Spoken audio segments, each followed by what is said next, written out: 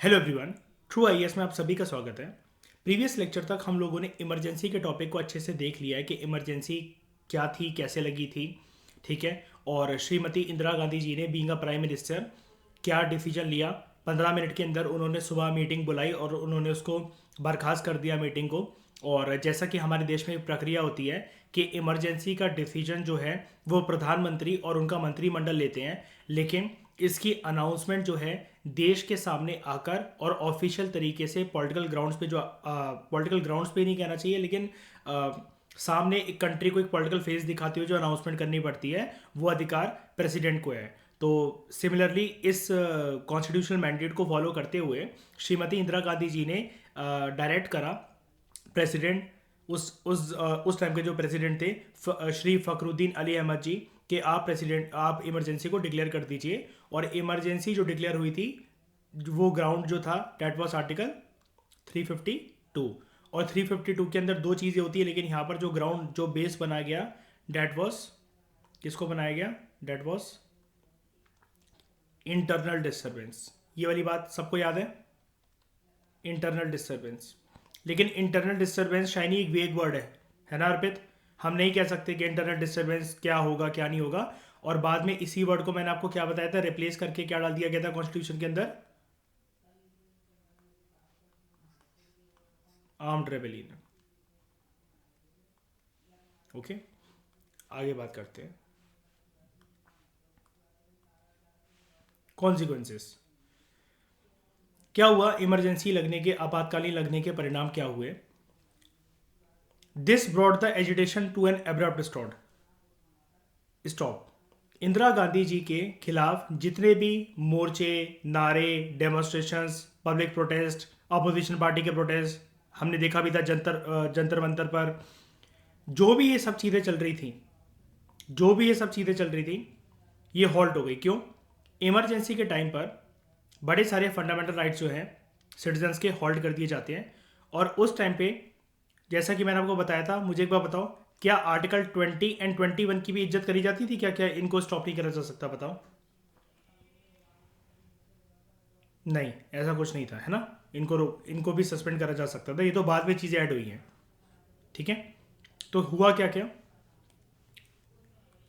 Agitations, public protest and demonstrations, इनको रोक दिया गया, स्ट्राइक्स को बैन कर दिया गया, बड़े सारे ऑपोजिशन पार्टीज को जेल में डाल दिया गया। इवन श्री अटल बिहारी वाजपेयी जी, अटल बिहारी वाजपेयी जी को भी रात को पुलिस उठाकर ले गई थी और सारे के सारे ऑपोजिशन लीडर्स को अरेस्ट करके जेल में डाल दिया गया था। पॉलिटिकल सिचुएशन काफ़ी ज़्यादा टेंस हो गई थी। इमरजेंसी प्रोविजंस के अंतर्गत स्पेशल पावर्स को यूज़ करते हुए सरकार ने प्रेस की फ्रीडम को भी सस्पेंड कर दिया। सरकार ने प्रेस की फ्रीडम पर भी पाबंदी लगा दी। आपको याद होगा प्रीवियस लेक्चर के अंदर हमने पढ़ा था, जो न्यूज़पेपर्स थे, सारे न्यूज़पेपर्स और मैगजीन्स की बिजली रातों रात काट ली गई थी, राइट, है ना। अब अगर बिजली काट ली जाएगी, फ्रीडम ऑफ प्रेस अगर छीन लिया जाएगा, क्या वो प्रोटेस्ट करेंगे? क्या वो विरोध करेंगे इस बात का? विरोध अपने अखबारों में, पन्नों में कुछ ना कुछ लिखेंगे एक सरकार के इस निर्णय के बारे में? बताओ, हाँ कि ना, बोलो। नहीं नहीं, वो छोड़ो, अरे वो नहीं पूछ रहा हूँ, वो छोड़ो, रटी रटाई बातें छोड़ो। कोई भी प्रोटेस्ट करेगा कि नहीं करेगा अगर आपकी, अगर प्रेस की फ्रीडम छीन ली गई है अगर, तो मैं आपसे ये पूछ रहा हूँ कि अगर प्रेस की फ्रीडम पर किसी भी तरह की आपत्ति आती है तो क्या प्रेस इस चीज़ का विरोध करेगी कि नहीं करेगी? और उस टाइम पर डिजिटल मीडिया ज़्यादा यूज़ होता था या प्रिंट मीडिया ज़्यादा यूज़ होता था? Print media. अब इस बात के बारे में मयूर एक बात बताओ, इंदिरा गांधी जी को पता था कि नहीं पता था कि अगर हम रातों रात बिजली काट रहे हैं सभी अखबारों की तो वो विरोध प्रदर्शन करेंगे, कुछ ना कुछ लिखेंगे हमारे इर्द गिर्द, है ना, हमारे अगेंस्ट। तो यहां पर इन्होंने करा क्या, लिखेंगे तो तब जब बच्चों को लिबर्टी मिलेगी। बच्चों बच्चों को लिबर्टी नहीं है। न्यूज़पेपर्स को यह बोला गया, आपको कोई भी मटेरियल पब्लिश करने से पहले हमारा प्रायर अप्रूवल लेना ही पड़ेगा। और इसको नाम दिया गया प्रेस सेंसरशिप। अगर प्रेस सेंसरशिप के बारे में मान लो कल को एमपीपीएससी का पेपर दे रहे हो और ऐसे में अगर कभी भी ये टॉपिक आता है, ठीक है, तो आप एनेक्डोट, आई होप आप लोग जानते होगे एनेक्डोट्स क्या होते हैं।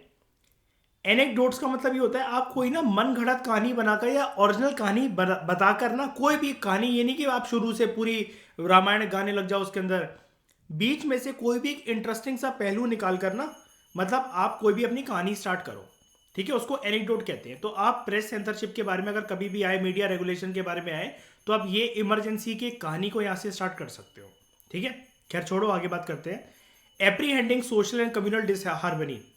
सरकार को भाई ये पता लग गया था अब जनता सड़कों पे उतरने के लिए रेडी है, विरोध प्रदर्शन होंगे, लेकिन सरकार ने चलो जनता की इस लिबर्टी के ऊपर पाबंदी लगा दी थी, फंडामेंटल राइट्स को काट के, उसकी डोरी को काट के। सिमिलरली प्रेस की फ्रीडम की भी डोरी को काट दिया गया था थ्रू प्रेस सेंसरशिप। लेकिन उनको पता था कि अब सोशल और कम्युनल डिसहार्मनी किसी भी वक्त हो सकती है, ठीक है। और अलग अलग जो कट्टरबंदी जो ये संस्थाएं हैं उस टाइम पर जो एग्जिस्ट करती थी, सरकार की नजरों में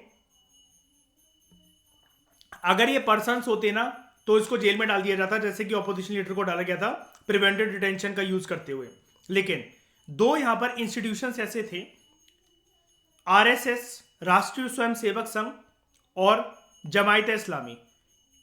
सरकार को यह लगा हिंदुओं को उकसाएगा आरएसएस और मुसलमानों को उकसाएगा जमायत इस्लामी, और ऑपोजिशन लीडर्स इन दोनों को उकसाकर हिंदू मुसलमानों के बीच में दंगा पैदा कर देंगे, ताकि अटेंशन जो हो वो इस तरफ जा सके कि सरकार के निर्णय की वजह से देखो जो धर्म को लेकर लड़ाइयां शुरू हो गई हैं, या फिर धार्मिक संस्थाओं के बीच में, लोगों की धार्मिक आहतों के बीच में कुछ ना कुछ करके मतलब चिंगारी लगा दी जाए और सरकार की और बदनामी हो। अपोजिशन लीडर्स तो अब जेल में है। तो अब ये देखा गया कि आरएसएस और जमायत इस्लामी सरकार के इर्द गिर्द उनकी एक्टिविटीज और उनके खिलाफ बहुत सारी चीजें, मोर्चे वगैरह खोल रहे थे, अलग अलग फ्रंट पे लिख रहे थे उनके बारे में, लोगों को भड़का रहे थे, ये सरकार ने बोला मतलब। और सरकार ने दोनों संस्थाओं को बैन कर दिया।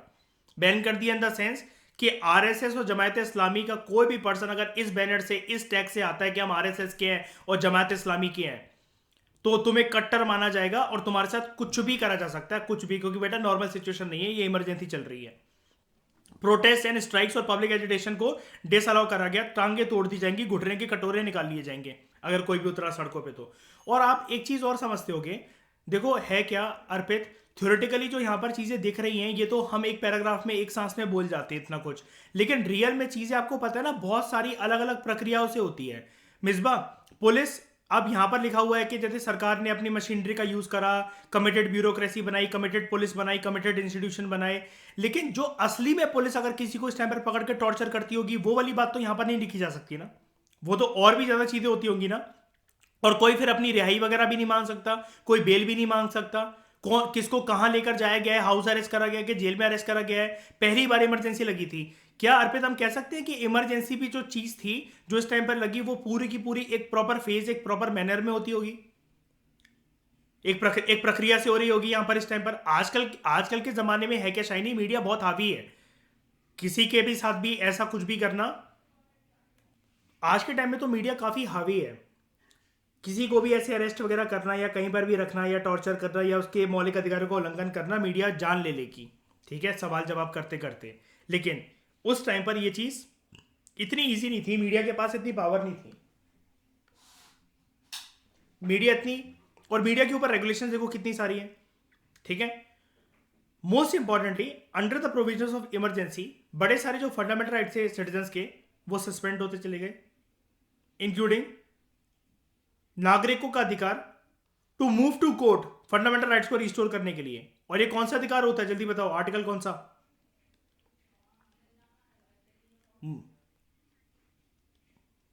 पूरा बोला करो यार, 32 एंड 226। और उसको क्या बोलते हैं, नाम क्या होता है 32 का, कैसे बोले हम इसको, राइट टू कॉन्स्टिट्यूशनल रेमेडीज, ठीक है। और कोर्ट अगर रिस्टोर करेगा मौलिक अधिकारों को तो वो क्या ऑर्डर देगा, रेट्स। कौन कौन सी रेट्स होती हैं,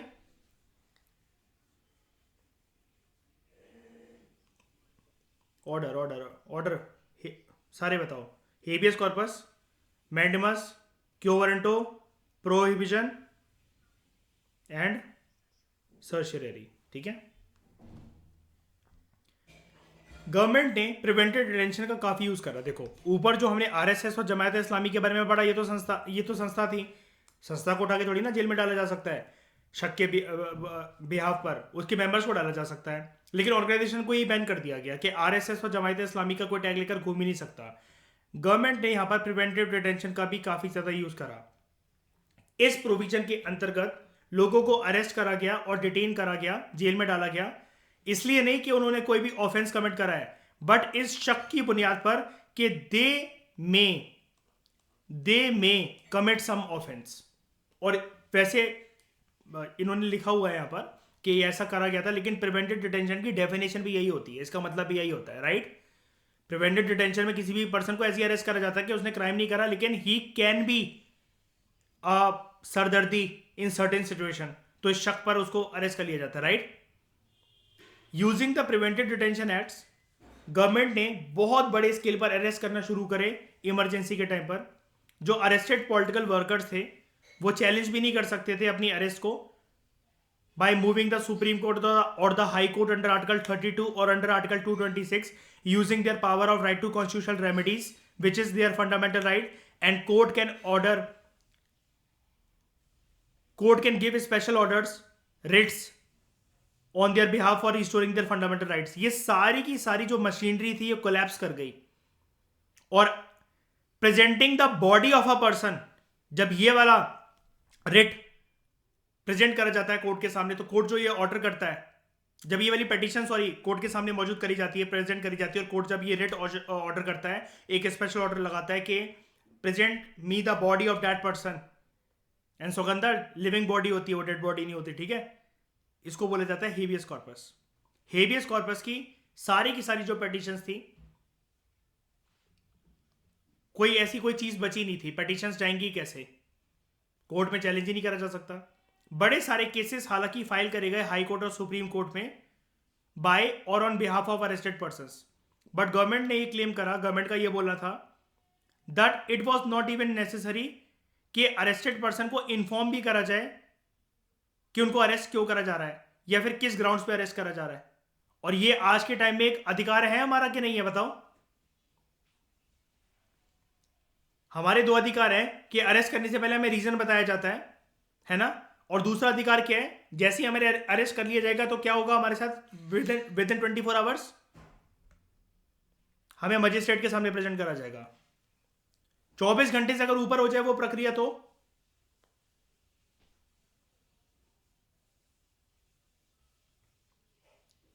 नहीं, वो तो चलो ठीक है, हम एक्शन ले सकते हैं पुलिस के खिलाफ उल्टा कोर्ट में चैलेंज करके, सारा मामला खत्म होने के बाद। चलो भाई कोई बात नहीं, मेरा तो जो हो गया कर लो अरेस्ट वगैरह वो करके। लेकिन इस बात को मैं रखूंगा कि मुझे 48 घंटे तक 30 घंटे तक ये करा गया, 24 घंटे का वो प्रावधान है, और कोर्ट लंका लगा देगी, चाहे फिर वो डीएसपी हो, चाहे वो आईपीएस हो, चाहे कोई भी हो। Several high courts gave judgments that even after the declaration of emergency, बड़े सारे हाई कोर्ट्स ने जजमेंट दी थी that even after the declaration of emergency, court entertain कर सकता है हेबियस कॉर्पस की रिट को, जो कि पर्सन के द्वारा फाइल करी गई है चैलेंजिंग हिज और हर डिटेंशन। ये हमने लक्ष्मीकांत में आर्ग्यूमेंट्स पढ़ी थी, अगर आपको याद हो, ये सारी की सारी, है ना। मैंने आपको वहां पर भी ये चीज बताई थी और यहां से भी रिवीजन करवा रहा हूं। अप्रैल 1976 में हुआ क्या, कॉन्स्टिट्यूशन बेंच जो थी सुप्रीम कोर्ट की, उसने ओवररूल कर दिया हाई कोर्ट के इस ऑर्डर को कि हेबियस कॉर्पस की रिट को एंटरटेन करा जा सकता है, मतलब हम एक्सेप्ट कर सकते हैं। और उन्होंने गवर्नमेंट की इस ऑर्डर को मान लिया। यहां पर ये वाली बात हालांकि लक्ष्मीकांत में नहीं थी, लेकिन हम यहां से पढ़ रहे हैं, जरूरी है क्योंकि ये। मुझे बताओ, ये सुप्रीम हाई कोर्ट ने तो अच्छा बोला ना कि इमरजेंसी के टाइम पे भी हम मतलब बॉडी ऑफ पर्सन को ऑर्डर कर सकते हैं कि present me the body of the person, हमें पता होना चाहिए वो कहां पर अरेस्ट है, क्या हो रहा है उसके साथ, क्या नहीं हो रहा। हाई कोर्ट ने तो एंटरटेन करा ना इस बात को जनता की। सुप्रीम कोर्ट का इसको ओवररूल कर देना, ये गलत बात है कि सही बात है, पहले बताओ। गलत बात है कि सही बात है?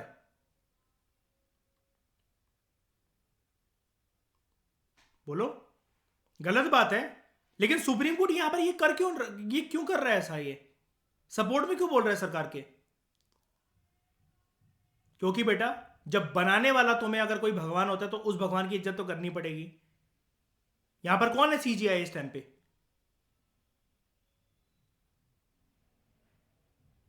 कौन है CGI? Justice A N Ray. ठीक है। It meant that during emergency government जो है वो आराम से लोगों के अधिकारों को including right to life and liberty इसको छीन सकती है। आज के टाइम में ऐसा अलाउड है क्या? And right to life and liberty comes under article, कौन कौन से आर्टिकल है वो?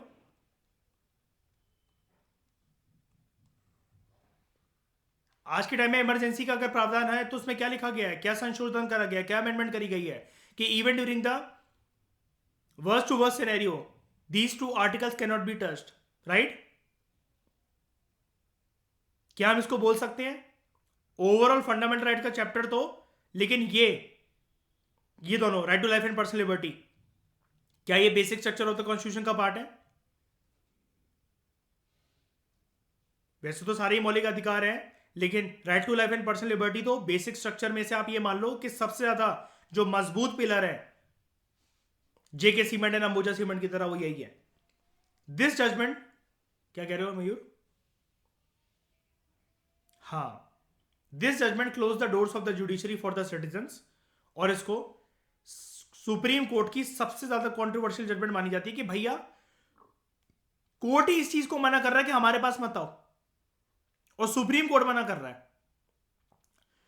यहां पर अगर अरेस्टेड पर्सन कोर्ट नहीं जा सकता और उसकी जो रिट है हेबियस कॉर्पस की उसको एंटरटेन नहीं करा जा सकता, तो इसका मतलब सुप्रीम कोर्ट ने खुद भी इस टाइम पर क्या हम ये नहीं कह सकते कि मर्यादा भंग कर दी, कॉन्स्टिट्यूशन की बाउंड्रीज का उल्लंघन कर दिया? ये खुद भी तो हमेशा उछलता रहता है हर डिसीजन को कि नल एंड वॉइड डिक्लेयर कर देना, ऐसा डिक्लेयर कर देना, वो डिक्लेयर कर देना। इस टाइम पर डेमोक्रेसी का मतलब ही खत्म नहीं कर दिया सुप्रीम कोर्ट ने? बताना जरा।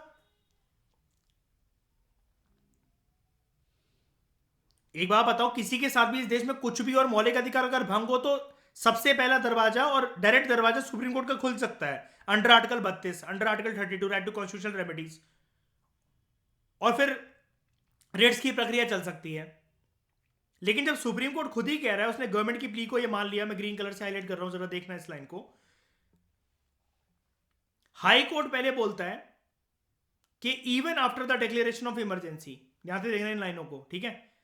हाईकोर्ट बोलता है कि डिक्लेरेशन अगर लग भी गई है, इमरजेंसी डिक्लेयर हो भी गई है, कोर्ट एंटरटेन कर सकता है, फिर भी court could entertain the writ of habeas corpus अगर वो पर्सन के द्वारा फाइल करी गई है और वो अपने डिटेंशन को चैलेंज करना चाहता है, अपने अरेस्ट को चैलेंज करना चाहता है। लेकिन अब मैं ब्लू कलर से मार्क कर रहा हूं, सुप्रीम कोर्ट का क्या बोलना था। अप्रैल 1976 में सुप्रीम कोर्ट ने इसको ओवररूल कर दिया, सीधा येलो कलर लाइन, ओवररूल कर दिया हाई कोर्ट की इस जजमेंट को। और उसने गवर्नमेंट की जो बात थी कि हाँ अरेस्टेड पर्सन जो है वो नहीं जा सकते, ठीक है, और गवर्नमेंट की ये वाला क्लेम, ऊपर देखो क्लेम ये वाला, मैं अगेन ब्लू से मार्क कर रहा हूं कि it was not even necessary to inform the arrested person कि उनका रीजन और ग्राउंड क्या होगा अरेस्ट का। मतलब हाई कोर्ट एक अच्छी बात कर रहा है और सुप्रीम कोर्ट ने उसको खारिज कर दिया उस बात को।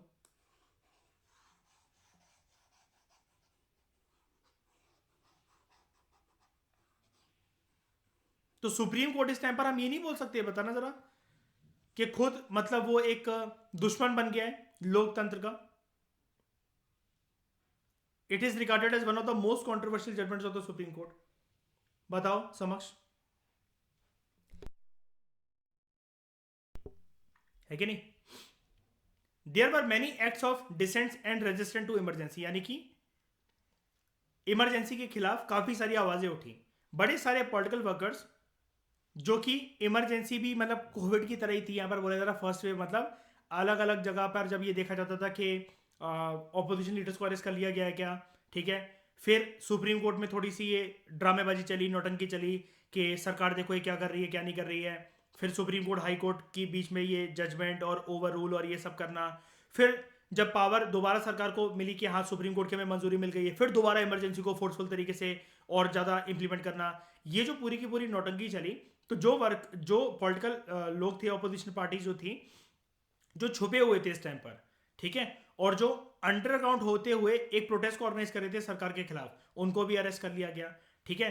Newspapers like Indian express and magazines like statesman, ठीक है, वेरियस, नहीं मैगजीन ये थी, न्यूज़पेपर्स इंडियन एक्सप्रेस और statements, magazines like seminar and main stream, ठीक है।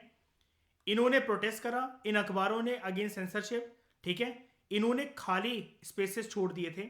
हमने ये इस चैप्टर के इंट्रोडक्शन में, इंट्रोडक्टरी पेज में सबसे पहला जो लेक्चर था इस इमरजेंसी वाले चैप्टर का, उसके अंदर हमने इस चीज़ को पढ़ा था, ठीक है, कि जहाँ जहाँ सरकार ने अगर ये बोला कि न्यूज़ आइटम्स को सेंसर करना चाहिए तो उन्होंने ब्लैंक स्पेसेस छोड़ दिए थे। और जो मैगजीन्स थी seminar and mainstream, they choose to close down rather than submit to the censorship, कि वो अब पब्लिश करना वो नहीं करेंगे, और शट डाउन कर दिया उन्होंने प्रोटेस्ट में। बड़े सारे जर्नलिस्ट को भी अरेस्ट करा गया for writing against the emergency. Many underground newsletters and leaflets were published to bypass censorship, ठीक है। कन्नड़ राइटर एक थे शिवराम करंत, शिवराम करंत, इनको अवार्ड करा गया था पद्म भूषण से, ठीक है। और एक हिंदी राइटर थे फैनिश वाररात रेनू, इनको पद्मश्री मिला था। इन्होंने अपने अवार्ड वापस कर दिए थे in protest against the suspension of democracy. ये जो दो नाम है ना, मैं नहीं मानता है किसी भी पेपर के अंदर आपको आएंगे, लेकिन स्टेट पीएससी में इनके लिए रेडी रहना। तो आपको लगेगा या शायद से रिसेंटली होंगे, मेरे करंट अफेयर पे मैंने मिस कर दिया शायद से, या फिर मेरी मैगजीन के अंदर तो ये वाले नाम थे ही नहीं, मुझे नहीं पता ये पद्म भूषण पद्मश्री किसको मिला है इस साल। ये आ सकता है कि इनको क्या मिला था। ये बहुत ज़्यादा दिग्गज नाम है, ठीक है, कन्नड़ साहित्य में और हिंदी साहित्य में, ठीक है। इन्होंने अपने अवार्ड को रिटर्न कर दिया in protest against the suspension of democracy, क्योंकि स्टेट पीएससी में इस तरह के ऊट पटांग सवाल भी बन सकते हैं डैट इमरजेंसी के टाइम पर इनमें से कौन सा ऐसा नेम है उसे ढूंढो, या दो नेम ऐसे कौन से हैं कि जिन्होंने अपना जो अवार्ड था पद्म भूषण या पद्मश्री रिटर्न कर दिया था, ठीक है। और अगर कोई कंफ्यूज करने पे आया like Uttar Pradesh public service commission examination, जिसका प्रीलिम्स सबसे टफेस्ट प्रीलिम्स होता है, यूपीएससी से 9 गुना टफ होता है बिकॉज इट्स एक्सट्रीमली फैक्चुअल। तो यहाँ पर आपको कंफ्यूज करने के लिए ये दिया जा सकता है कि दोनों का नाम दे दिया जाएगा और वो आपको ये बोलेंगे कि इनमें से किसने अपना पद्मश्री वापस करा था। और ऑप्शन ये भी होगा शिवराम करंत। तो आपको ये एग्जाम के अंदर ये याद होना चाहिए कि शिवराम करंत ने तो पद्म भूषण वापस करा था बिकॉज ही वो था पद्म भूषण अवार्डी, और फैनिश वॉरनाथ रेनू ने अपना पद्मश्री वापस करा था। ये छोटी छोटी चीज़ें होती है जो आपको कहीं ना कहीं लिख लेनी चाहिए और रिवाइज करती रहनी चाहिए बार बार, क्योंकि ये आपके दो दो नंबर ऐसे करके बचा सकते हैं और आपको एसडीएम डीएसपी बनाने में मदद कर सकते हैं आपको ये, ठीक है। मार्क कर देता हूँ मैं कहाँ गए। शिवराम करंत और फैनिश वॉरनाथ रेनू, इनको मिला था पद्म भूषण और इनको मिला था पद्मश्री, ठीक है। Bye and large though such open acts और defiance and resistance were rare, मतलब ये अवार्ड वापस करना ये चीज़ें रेयर थी, लेकिन फिर भी एक दिख रहा है कि यार जनता नाराज है, ठीक है। पार्लियामेंट बड़े सारे नए नए चेंजेस भी लेकर आई संविधान के अंदर, ठीक है। और यहां पर आपको पता लगेगा मिनी कॉन्स्टिट्यूशन आएगा। मिनी कॉन्स्टिट्यूशन किसको बोला जाता है?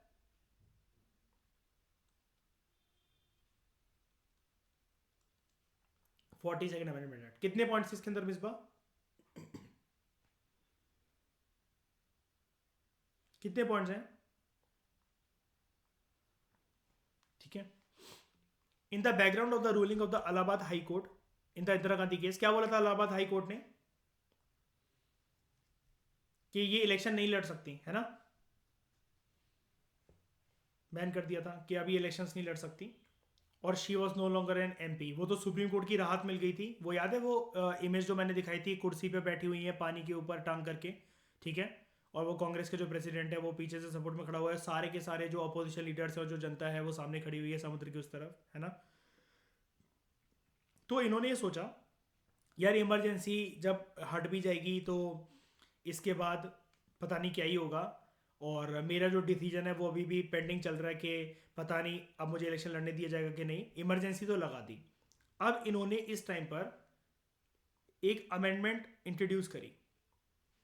अमेंडमेंट इस चीज को लेकर थी, ध्यान से सुनने वाली बात, amendment was made declaring that अगर जो इलेक्शंस हैं प्रधानमंत्री के, राष्ट्रपति के और उपराष्ट्रपति के, इन 3 बॉडी ऑफ पर्संस के रिगार्डिंग अगर कोई भी चुनावी डिसीजन है, चुनावी प्रक्रिया है, कुछ भी है, इसको देश के किसी भी कोर्ट के अंदर चैलेंज नहीं करा जा सकता। कौन है वो 3 persons? PM, president and vice president. ये याद रखना, वेरियस एग्जाम्स के अंदर ये टाइम टू टाइम आता रहता है ये वाली चीज।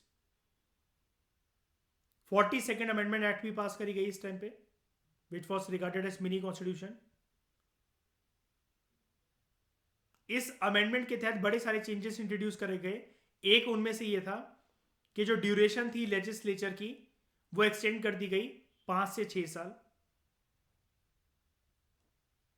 ये जो चेंज था it was not only for the emergency period, but इसको परमानेंट नेचर बनाने की कोशिश करी गई थी 42nd अमेंडमेंट एक्ट से। इमरजेंसी के टाइम पर यह भी बोला गया that during an emergency elections can be postponed by 1 year. Thus effectively 1971 के बाद जो लास्ट लोकसभा के चुनाव हुए थे, जो इलेक्शन जो थे 1976 में होने थे, लेकिन ये करते करते 1977 टू 78 में जाकर हुए थे। यहां पर 78 लिखा हुआ है वैसे, लेकिन 77 के एंड से लेकर 78 तक ये प्रक्रिया पूरी की चली थी। यानी कि इन्होंने कैसे भी करके 6 साल तक, ऑलमोस्ट 5 साल 10 महीने कुछ ऐसी कुछ दिन थे, 6 साल तक लगातार सरकार एंजॉय करी। इमरजेंसी के पीरियड में उसको एक्सटेंड करा गया ड्यूरेशन को। ये पूरे के पूरे कॉन्सिक्वेंसेस थे। अब ये जो कॉन्सिक्वेंसेस थे, जनता पागल तो नहीं है कि जनता नहीं देख रही थी इसको। जनता के सामने ये सारी चीजें चल रही थी, है ना।